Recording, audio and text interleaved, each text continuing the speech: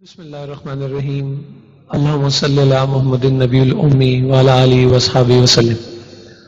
السلام علیکم خواتین و حضرات، حاضرین، ناظرین اور سامعین۔ امی جان، ماں جی، بے جی، ماما، امی حضور، آپا جی، جس نام سے بھی پکارو وہ جواب آتا ہے ہمیشہ، کسی وقت نہ بھی پکارو تب بھی جواب آتا ہے۔ یہ ہستی اور یہ لفظ ایک ایسا کمال ہے، اور یہ حرف بھی اگر آپ دیکھیں میم کا، اس میں مٹھاس ہی بہت ہے۔ من، میٹھا، ماں، محمد صلی اللہ علیہ وآلہ وسلم، اس میم کی کمال ہی افادیت ہے۔ کچھ کہنا، کچھ بولنا بہت پیچھے رہ جاتا ہے کہیں۔ جس شخصیت اور ہستی کو مجھے یہاں دعوت دینا ہے، ان کے نام سے، ان کے کلام سے شاید ہی کوئی پاکستان میں یا اردو اور پنجابی کے حوالے سے جو واقف نہ ہو، لیکن مجھے ایک رات کا ذکر کرنا ہے آپ کے ساتھ۔ یہ پہر بڑا کمال ہوتا ہے۔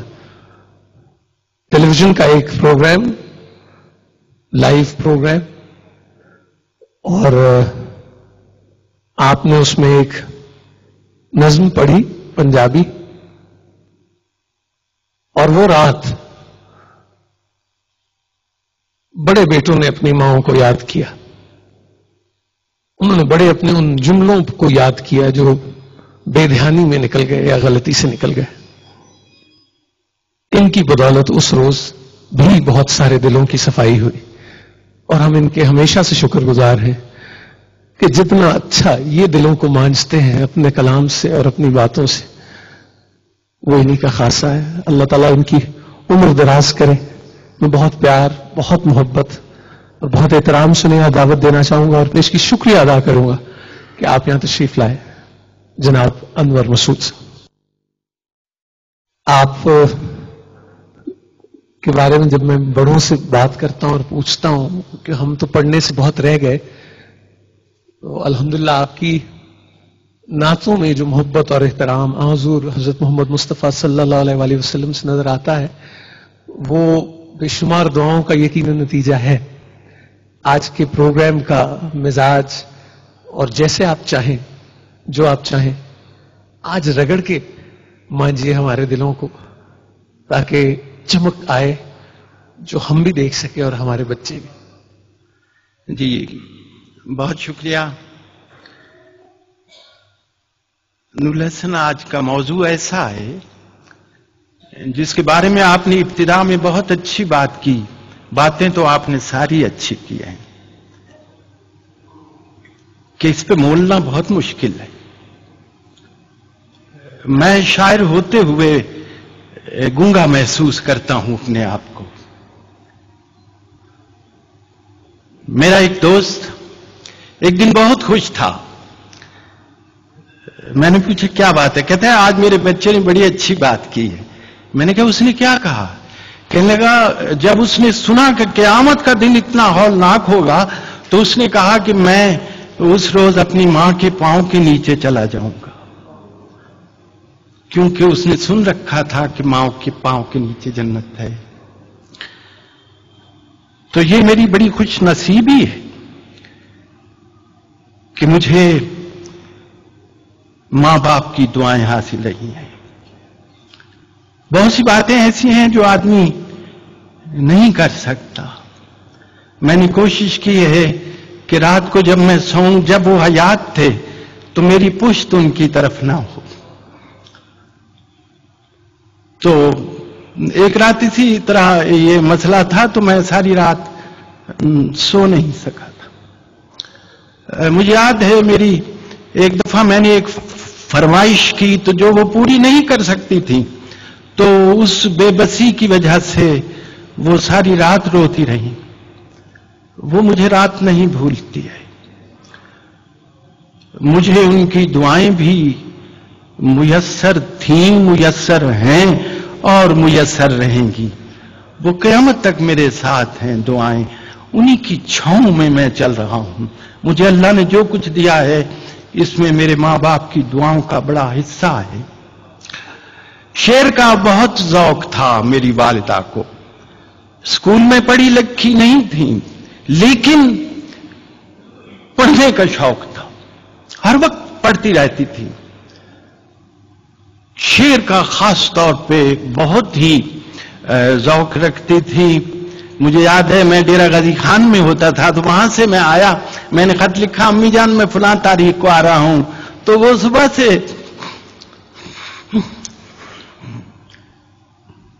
دروازے پر بیٹھی رہی دہلیز پر.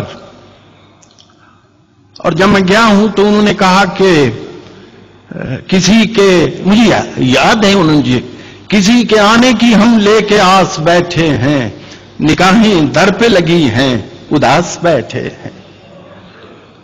تو شعر کا ذوق ان کا ایسا تھا، لفظ شناس اتنی تھی. اگر مجھے وہ ماں میسر نہ ہوتی تو آج انور مسعود ایسا نہ ہوتا. ایک دن مجھے کہنے لگی آج تم پھوپھی کے ہاں گئے تھے. میں نے کہا آپ کو کس نے بتایا؟ تو انو کی نے دسیا. کہنے لگے جڑا لفظ بولیا ہی نا یہ انہوں نے کر بولیا جاتا ہے. اتنی وہ لفظ شناس تھی. مطالعہ ایسا تھا، تاریخ کا ایسا مطالعہ تھا کہ پوچھ لیجئے جنگ قادسیہ میں دائیں طرف جو تھے، یمین میں جو سالار تھے وہ کون تھے، جو کون کمانڈ کر رہے تھے ان کا کیا نام تھا. تو یہ بالخصوص انہوں نے میرے تلفظ کی طرف بہت توجہ کی ہے. بہت، میں مطلب یہ ہے کہ میرے پاس وہی بات ہے آپ کی کہ آدمی گونگا ہو کر رہ جاتا ہے. ان کی دعائیں، ان کی محبتیں، ان کا خلوص. لفظ تو بہت چھوٹی چیز ہے، اس میں وہ نہیں سما سکتا. کوزے میں سمندر کیسے سما سکتا ہے؟ ماں کی محبت کو کوئی کیسے بیان کر سکتا ہے؟ تو میں آج بھی سمجھتا ہوں کہ وہ سایہ، وہ ٹھنڈی چھاؤں، وہ خون کی محبت بھری خون کی میرے ساتھ ساتھ ہے. اور مجھے اصل میں کوئی اقبال کا مصرع بہت یاد آتا ہے، میں تیری خدمت کے قابل جب ہوا تو چل بسی. میں جو تھوڑی بہت خدمت کر سکا ہوں بس یہی حسرت ہے کاش زیادہ کر سکتا. اس وقت میرے حالات ویسے نہیں تھے کہ میں اس کا حق ادا کر سکتا، لیکن یہ حسرت ہے کہ کاش اس سے کہیں زیادہ میں خدمت کرتا ہوں. اور اس سلسلے میں مجھ سے جو فروگزاشتیں ہوئی ہیں، جو کوتاہیاں ہوئی ہیں، کیونکہ انسان سے کوتاہی تو ہو جاتی ہے، اللہ تعالیٰ ان سے درگزر فرمائے، درگزر فرمائے. وہ آج مجھے خاص طور پہ جو ایک نظم کے بارے میں کہا گیا ہے، میں آپ کو یقین دلاؤں کہ میں بی اے کرنے کے بعد اسکول میں ملازم تھا، کنجہ کا ایک اسکول تھا، وہاں یہ واقعہ پیش آیا تھا، بالکل سچا واقعہ. اور وہ واقعہ جب میں نے سنا میں کئی دن تڑپتا رہا کہ یہ کیا واقعہ ہے.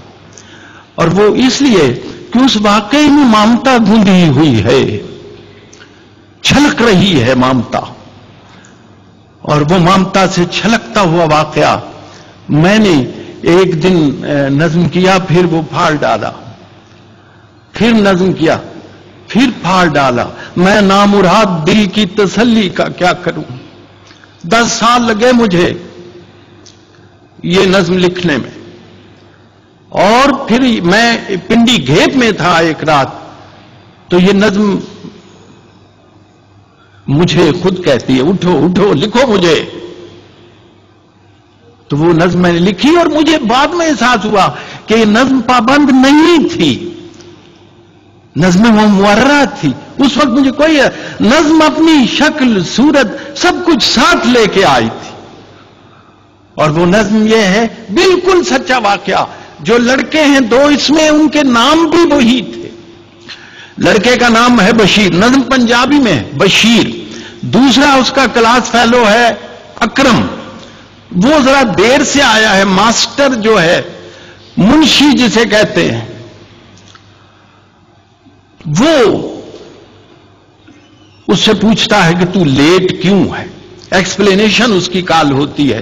اور آج میں آپ لوگوں کی موجودگی میں یہ بتا رہا ہوں کہ وہ ماسٹر میں خود تھا. اج ماسٹر نے پوچھتا منڈے پنجابی دی نظم، اج بڑی دیر نال آیا او بشیر آ، وہ ہے تیرا پنڈ ہے تے نال ہی سکول ہے تے جائیں گا تو میرے کو ہڈیاں پنا کے تے آیا ہے تو اج 2 منٹ ٹلیاں کچھ آ کے. وہ کہتے منشی جی میری ایک گل پہلے سن لو. منشی جی میری گل پہلے سن لو. اکر میں نے نیر جہا نیر چ پایا جے مائی نو یہ مارد ہے تے بڑا ڈاڈا مارد ہے. اج اس بھڑکے نے حد پہ مکائی ہے، انہوں مار مار کے مدانی پن سٹی سو. بندے کٹھے ہوئے نے تو اتوں پج وگیا ہے، چک کے کتاباں تے سکول ول نسیا ہے.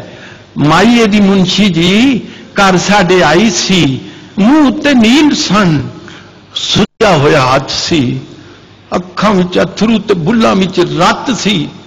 کہن لگی سونیا وے پتر بشیریا میرا ایک کام بھی تو کریاں جھیریا، روٹی میرے اکرمے دی لئی جا مدرسے. مائیے دی منشی جی گھر ساڈے آئی سی، منہ تے نیل سن، سجا ہویا ہاتھ سی، اکھاں وچ اتھرو تے بلاں وچ رت سی. کہن لگی سونیا وے پتر بشیریا میرا ایک کام بھی تو کریاں جھیریا، روٹی میرے اکرمے دی لئی جا مدرسے. اج پھر ٹر گیا میرے نال رس کے کہ وہ وچ گن کے پرونٹھے اس پکے نے، ریج نال رنیاں سو انڈیاں دا حلوا پونے وچ بن کے تے میرے ہاتھ دیتی سو. ایو گل آخدی سی مڑ مڑ منشی جی چھیتی نال جائیں بیبا، دیریاں نہ لائیں بیبا، او دیاں تے لوس دیاں ہون گیاں اندراں. بھوکا بانا اج جو سکولے ٹر گیا ہے، روٹی انہیں دتی ہے میں پجا لگایا جے، اکرمے نے نیر جیا نیر اج پایا. بہت شکریہ. جب آخری پروگرام کی ریکارڈنگ ختم ہو گئی اور انور مسعود صاحب اس میں موجود تھے تو مجھے یاد ہے کہ وہ ایک سبز چائے تھی اور وہ کوئی ٹکر لگی اور وہ رنگ جو ہے نا وہ کہیں کرتے پہ گر گیا. کرتے پہ اس چائے کا رنگ تو اتر گیا، لیکن جو بات انہوں نے کہی تھی اور جس طرح سے کہی تھی اس کا رنگ نہیں اترا. انہوں نے بے اختیار یہ کہا کہ مسجد نبوی میں ایک بلی نے بچے دے دیے اور مسجد کی حرمت، صفائی اور اس خیال سے جب اس کو وہاں سے ہٹایا جانے لگا تو حضور صلی اللہ علیہ وآلہ وسلم نے فرمایا کہ ابھی ایسا نہیں کرنا، اب یہ ماں ہے. واہ واہ واہ. اور یہ ہم ذکر کر رہے ہیں اس ہستی کا جن کو تمام جہانوں کے لیے رحمت بنا کر بھیجا گیا ہے.